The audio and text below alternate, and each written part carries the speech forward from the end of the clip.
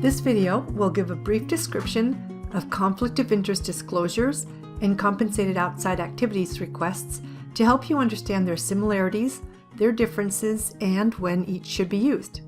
The university's conflict of interest policies and procedures are based on the fact that everyone who works for the University of Nevada, Reno is a public employee. Therefore, as public employees, we have a professional obligation to act in the best interests of the public and the university. The decisions we make and the actions we take regarding education, research, public service, and administration must be made in the public's best interest and not influenced by considerations of personal gain. The university encourages faculty, staff, and students to share their professional expertise with outside entities and to pursue entrepreneurial opportunities. However, some outside activities and interests can result in a conflict of interest situation. A conflict of interest is a set of circumstances that creates a risk that an employee's decisions or actions on behalf of the university could be unduly influenced by a secondary interest. It's important to note that having a conflict of interest doesn't imply wrongdoing. It's just a situation that must be disclosed, reviewed, and perhaps managed. The university's conflict of interest policies and procedures are meant to be proactive to prevent conflict of interest situations from becoming problems. The primary goals are to maintain the integrity of professional judgment and sustain the public's confidence in the university. The key to meeting these goals is disclosure. There are two ways that employees disclose outside interests: conflict of interest disclosures and compensated outside activities requests. Although they sound similar, they serve different purposes, so it's important to understand when each should be used. On a conflict of interest disclosure, employees disclose certain financial interests, external relationships, paid or reimbursed travel, and situations that could have negative impacts on students. It's important to note that only interests that are related to an employee's university responsibilities need to be disclosed, so let me explain what this means. A financial interest or relationship with an external entity is considered to be related to an employee's university responsibilities and must be disclosed if the employee is in a position to make or influence decisions on behalf of the university that could benefit the external entity, or the results of an employee's research could be of financial interest to the external entity, or the financial interest or relationship could cause a reasonable person to question the employee's objectivity in fulfilling their responsibilities to the university. If the financial interest or external relationship doesn't meet one of these criteria, it might not need to be disclosed. If you're in doubt about whether or not an outside interest requires disclosure, you can always contact the university's conflict of interest designated official for advice. Contact information is on the last page of this presentation. It's also good to know that there are reporting thresholds and exclusions from disclosure requirements, so I recommend that you take the time to review the university's conflict of interest policy for more information. Who needs to submit a COI disclosure?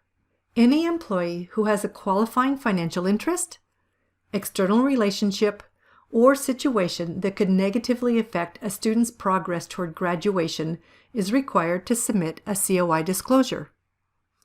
COI disclosures must be submitted at the time of hire and within 30 days of discovering or acquiring a new financial interest, external relationship, or student situation. Additionally, certain types of employees are required to submit a COI disclosure every year during the annual COI disclosure campaign, regardless of whether or not they have reportable financial interests or external relationships. These employee types are academic faculty, administrative faculty, classified staff, and medical residents. The second kind of disclosure is a compensated outside activities request, or COA. Who needs to submit a COA request? Full-time faculty and classified employees who plan to engage in compensated scholarly and professional activities for an outside entity are required to get prior approval by submitting a COA request. Common types of activities that require prior approval include consulting and providing teaching or training programs. Not all scholarly or professional activities require prior approval, so please refer to the University Administrative Manual, Section 2690, for more information on which activities do and do not require prior approval. When should a COA request be submitted? A COA request must be submitted prior to engaging in the activity, and ongoing activities must be reapproved annually. Many people find it easiest to renew their COA requests at the same time as they submit their annual COI disclosures. A COA request usually routes to the employee's department chair or supervisor. They'll evaluate the effect that the outside activity may have on the ability of the employee to fulfill their university responsibilities. A COA request form asks questions about time and energy allocation, use of university resources, intellectual property protection, and the potential for other kinds of conflicts of interest. Both conflict of interest disclosures and compensated outside activities requests are submitted electronically through InfoEd, which can be accessed at unrprod.infoedglobal.com. To submit a COI disclosure or a COA request, log into InfoEd using your UNR Net ID and password. When the InfoEd screen loads, click on External Interests on the left side of the page, and then click on Update. At this point, you can either submit a COI disclosure or a compensated outside activities request.